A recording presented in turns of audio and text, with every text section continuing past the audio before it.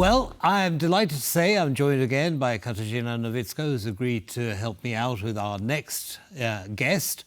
We're joined by Father Paweł Rytel-Andrianik. He's director, the Secretariat of the Polish Episcopal Conference. Father, welcome to TVP World, and thanks for taking the time.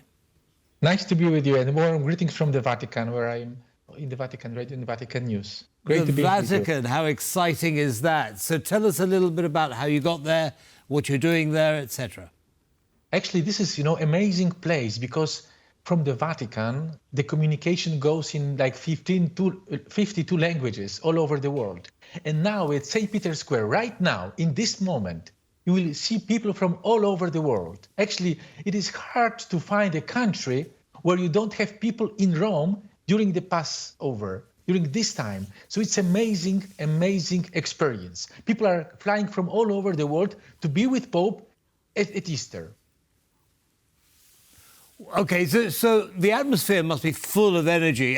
What exactly is the role that you're fulfilling there? How is that all working? Because it must be a very, very complex process. Can you talk us through that a little bit? Absolutely, very happy to do it. Actually, I am responsible for the Polish section of the Vatican Radio and Vatican News. At the same time, I am in the leadership team of the Vatican News. And so we actually from Rome, we provide the information to 1,300,000,000 Catholics all over the world and other people who are interested what is happening in the Catholic Church. Right. So gosh, it sounds like a logistical challenge in itself. Now, Katarzyna, I know, wants to find out about the health of Pope Francis. There have been concerns, of course, about his health. What can you tell us about those, Father? Actually, it is what you see on the media. Obviously, Pope Francis has his age, 87. Yes. And actually, I have to say, because it happens that I live in the same house, in the Casa Santa Marta, and now is the broadcasting from this house. So I can tell you that really, we thank God because at his age, he's very active, he's, bright. And the good sign is when he preaches and he says the homily, so actually he adds some, his thoughts, which shows how he actually wants to communicate with the people. Sometimes I have to say there are comments which are kind of maybe not precise. For instance, sometimes Pope, last time, Pope did not preach his homily, but like for today is Easter.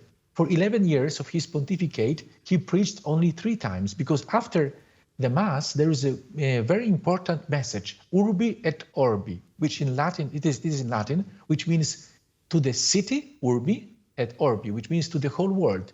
This is the message that the Pope will proclaim today to the city and to the world. So we are witnessing something very, very important. And Pope Francis underlines that all the customs, all what we celebrate, is to show and also to live that Christ is risen.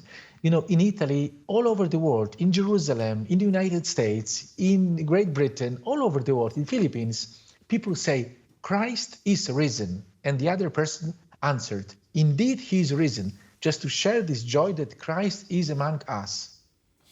Right, absolutely spellbinding. In fact, we were just showing still are, I believe, showing some video of the Orbite, excuse me if I mispronounce that.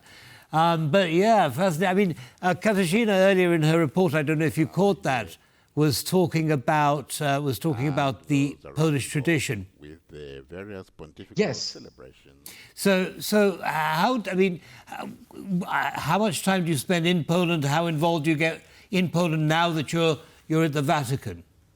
Actually, now I'm focused on the Vatican and the communication in the Vatican. So I just, share the information from the Vatican. And actually, our job is to translate what the Pope says into Polish language. So, and then also to share the Polish customs all over the world in the Vatican media. For instance, you might be surprised, but the whole world, there is no such thing as blessing of the basket on Saturday morning or during the Saturday. It is typically Polish custom. And then in Poland, we have breakfast in Italy, in other countries, in the Vatican, we have dinner, we have lunch. So there are various customs, and we share this with the people. Also, we learn from others, and we share this, what we have in Poland, with other nations. In the Vatican Radio and through the Vatican media, we can reach worldwide.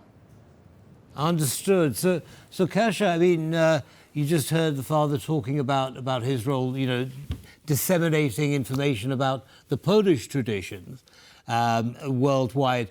What's your favorite part of Easter?